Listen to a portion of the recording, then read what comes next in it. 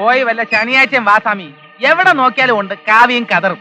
രാത്രിയാണോ പിച്ച ഉണ്ടാകാറ്? പിച്ചക്കാരൻ നിന്റെ അച്ഛൻ പോടാ പുല്ലേ. പിച്ചക്കാരൻ അയ്യോ എന്താണ് കാര്യം പറഞ്ഞപ്പോ മർമ്മത്തേറി പിടിക്കുന്നോ? ഇയാൾ സാമിയോ ആസാമിയോ? മർമാണി. സുശീല ഏതായി മർക്കടം വിവരദോഷി ബല കുളിച്ചാതി. അക്ഷരം വേണ്ടി പോരുത്. സ്വാമി ആരാണെന്ന് നിനക്കറിയാവോ? അപൂർവ സിദ്ധികളുള്ള ഒരു അത്ഭുത പ്രതിമയാണ്. പ്രതിമ അല്ല പ്രതിമ. കാലവീഴ. അതിന് വേറെ ആളെ നോക്കിയാ കാലവീഴൻ. എന്റെ മർമ്മ കണ്ടില്ലല്ലോ. നിനക്ക് എവിടെ നിന്നാ ബാക്കിയുള്ളവർക്കാർക്കും ഇല്ലാത്ത പോലെ ശരീരം മുഴുവൻ മർമ്മമുണ്ട്. വരുന്നു സ്വാമി. പോയി ഗ്ലാസ് വെള്ളം എടുത്തുണ്ടോടാ. മിലിറ്ററിയാ? എവിടെ നിന്ന് ഒപ്പിച്ചാവോ? ഒരു പട്ടാളക്കാരൻ കൈ നോക്കാൻ വന്നു. എന്നിട്ട് എങ്ങനെയുണ്ട്? താമസിയാതെ വെടി തീരും. എനിക്ക് മനസ്സിലായില്ലായിരുന്നു. ആളറിയാതെ, ആളിന്റെ മഹത്വം അറിയാതെ ഞാൻ പറഞ്ഞു പോയ തെറ്റിന് മാപ്പ്. സുശീലം പറഞ്ഞപ്പോഴേ അങ്ങയെ കുറിച്ചും അങ്ങയുടെ സിദ്ധികളെ കുറിച്ചും എനിക്ക് മനസ്സിലായത്. സ്വാമി, അറിവില്ലായ്മയിൽ നിന്നും വെളിവില്ലായ്മയിൽ നിന്നുമാണ് തെറ്റുകൾ ഉണ്ടാകുന്നത്. അത് പൊറുക്കാൻ കഴിയാത്തവൻ അതിലും വലിയ തെറ്റാണ് ചെയ്യുന്നത്. നിന്റെ തെറ്റുകൾ നാം ക്ഷമിച്ചിരിക്കുന്നു. ഈ ഗ്ലാസ് അടുക്കളയിൽ കൊണ്ടുവയ്ക്ക്, ഇല്ലേ തട്ടി വീണ് പൊട്ടും. സ്വാമി ഓടാ, പോയി കുറിക്കാൻ എന്തെങ്കിലും കൊണ്ടുപോടാ. ഓടാ, സ്വാമി പറയുന്നോളെ കേക്ക്. പോ സ്വാമി, പോയി കുറിക്കാൻ എന്തെങ്കിലും കൊണ്ടുപോടാ. പെറുക്കി ഓടാ. പോപ്പാ. ചിയേഴ്സ്. ചിയേഴ്സ്. ഇനി ബാ മോനെ.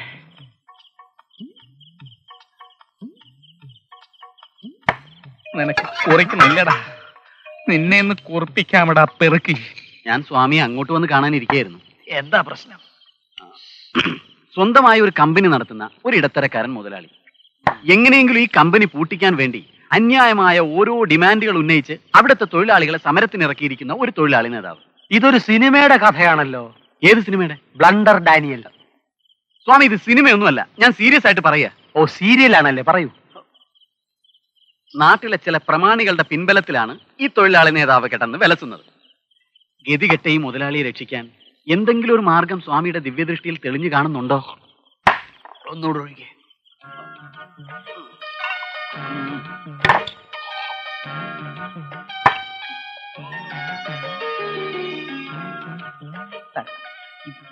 കേട്ടോ, എന്റെ അടുത്തല്ലേ ബിമ്മിട്ട മിക്സർ നീ തിന്നിട്ടില്ലല്ലോടാ കുക്കുടാനെന്താ? ഈ പ്രശ്നത്തിനുള്ള ഒരേ ഒരു ഏക പോംവഴി ആ നേതാവിനെ എന്നേക്കുമായി ഒതുക്കുക എന്നുള്ളതാണ്. അതെ സ്വാമി, അതാണ് വേണ്ടത്. പണക്കാരുടെ പിന്തുണ ഉള്ളത് കൊണ്ട് സാമ്പത്തികമായി അയാളെ ഒതുക്കാൻ ബുദ്ധിമുട്ടാണ്. രാഷ്ട്രീയ നേതാവായതുകൊണ്ട് ശാരീരിക പീഡനത്തിലൂടെ ഒതുക്കാൻ ശ്രമിച്ചാൽ ശ്രമിച്ച മുതലാളി അടികൊണ്ട് പിരിഞ്ഞു പോകും. പിന്നെ ഒരേ ഒരു പോംവഴിയേ ഉള്ളൂ, ഏറ്റവും ശക്തവും ബുദ്ധിപൂർവമായ വഴി. മിച്ചർ.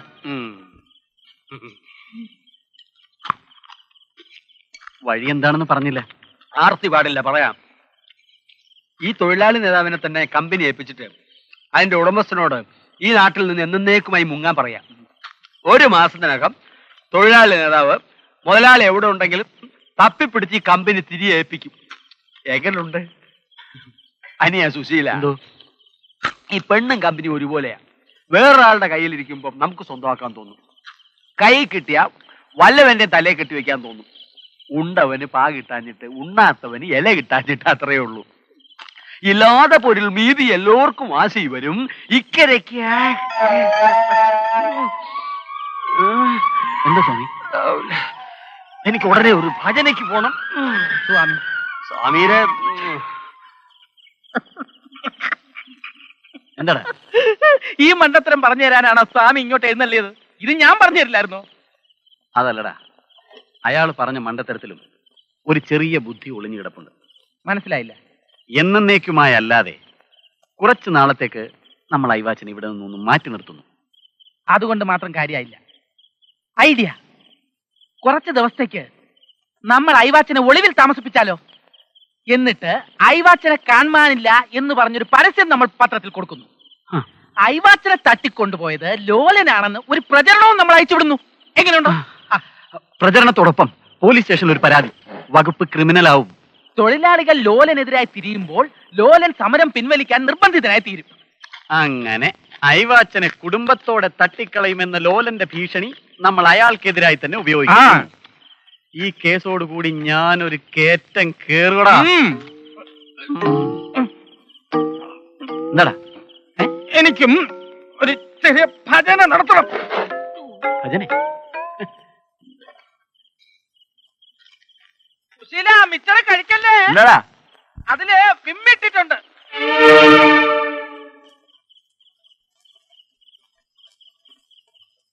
ഐഡിയ, ഉഗ്രൻ ഐഡിയ. ഒരക്ഷരം വേണ്ടി പോരുത്. യുവർ ഓണർ, ഇതെല്ലാം എന്റെ കക്ഷിക്കെതിരെ നിരത്തുന്ന വെറും ആരോപണങ്ങൾ മാത്രമാണ്. ഞാൻ ഇവയെ നഖശികാന്തം എതിർക്കുന്നു എന്ന് മാത്രം. നീ എന്താ സ്വപ്നം കണ്ട? കണ്ടു, 2 എണ്ണം. എടാ, ഇതിന്റെ പകുതി മിടുക്ക് നീ കോടതി മുറി കാണിച്ചെങ്കിൽ എന്ത് വേണം? നീ എന്തൊക്കെ പറയുന്നത്? എനിക്കൊരു ഉഗ്ര ഐഡിയ കിട്ടിയടാ. എന്താ ഐഡിയ? ഐവാച്ചന്റെ ഫോട്ടോ പത്രത്തിൽ വന്നാലുടൻ നമുക്ക് കുറച്ച് കാശുണ്ടാക്കാം. എങ്ങനെ? എനിക്കൊരു അമ്മാവനുണ്ട്, ഒരു പരട്ട നക്കി നായർ. നിന്റെ അമ്മാവെന്ന് പറഞ്ഞാൽ മതിയല്ലോ. ആ, ഐവാച്ചന്റെ ഫോട്ടോ പത്രത്തിൽ വന്നാലുടൻ നമ്മൾ അമ്മാവനെ പോയി കാണുന്നു. ഐവാച്ചൻ നമ്മുടെ കസ്റ്റഡിയിലുണ്ടെന്നും അയാളെ പിടിച്ചു കൊടുക്കുന്നവർക്ക് 10,000 രൂപ വീട്ടുകാർ കൊടുക്കാൻ നിശ്ചയിച്ചിരിക്കുകയാണെന്നും നമ്മൾ പറയുന്നു. 5,000 രൂപ അമ്മാവൻ നമുക്ക് തന്നാൽ നമ്മൾ അമ്മാവന്റെ കയ്യിൽ ഐവാച്ചനെ ഏൽപ്പിക്കുമെന്ന് പറയുമ്പോൾ അമ്മാവൻ വീഴുന്നു. ഈ കാണ്ടാമൃഗത്തിന്റെ ചെവിയിൽ വീണ വായിക്കാൻ പോയ എന്നെ വേണം തന്നെ. എടാ, നിനക്ക് വിവരമില്ലെങ്കിലും നീ ഇപ്പൊ പറഞ്ഞതിൽ കാര്യമുണ്ട്. ആ,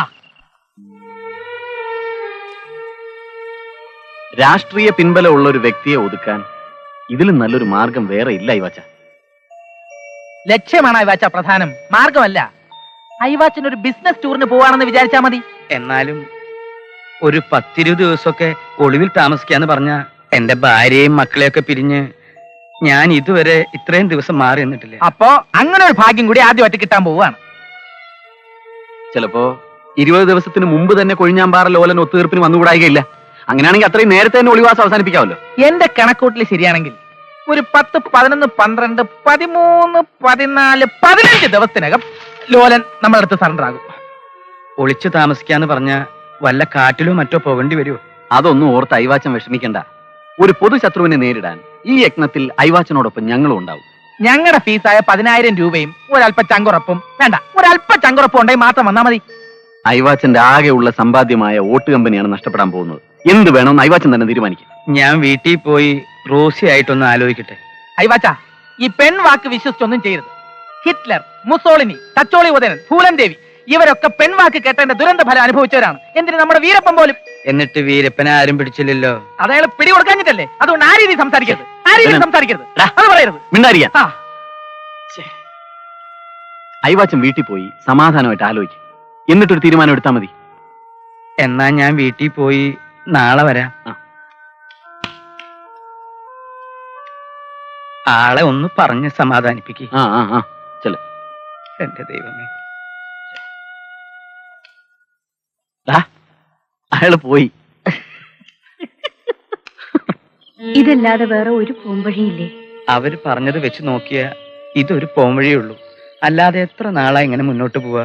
കമ്പനി നന്നായി പോയിക്കൊണ്ടിരുന്നപ്പോ തന്നെ ബാങ്കിലെ കടം വീട്ടാനേ കാശ് കിട്ടിയിരുന്നുള്ളൂ. അതും കൂടെ പൂട്ടിപ്പോയാ 20 ദിവസം അവരെവിടെ താമസിപ്പിക്കുന്നാ പറയുന്നത്. നമ്മുടെ വീട്ടിൽ തന്നെ ഒളിച്ചു താമസിച്ച പോരെ? അത് അറിഞ്ഞു കഴിഞ്ഞ കേസാകും റോസി. പക്ഷേ ഈ ഊരാക്കുടുക്കിൽ നിന്ന് രക്ഷപ്പെടാൻ ഇതുമാതിരി എന്തെങ്കിലും കടുങ്കൈ ചെയ്തേ പറ്റൂ. അമ്മയോട് എന്തു പറയും? അച്ഛനും കൂടി ഇല്ലാതെ ഞാൻ എങ്ങനെ?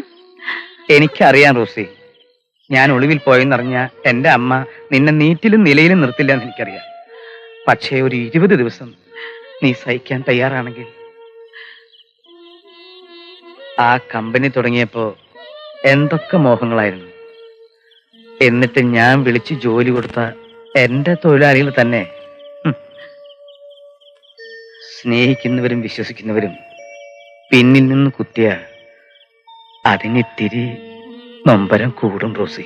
കുഞ്ഞുങ്ങൾ ചോദിക്കുമ്പോ റോസി, മുങ്ങി താഴുന്നവന് പ്രത്യാശ നൽകുന്ന ഒരു വൈക്കോൽ തുരുമ്പാണിതെന്ന് എന്റെ മനസ്സ് പറയുന്നു. ഈ കാര്യത്തിൽ നീ എന്നോടൊപ്പം ഉണ്ടാവണം.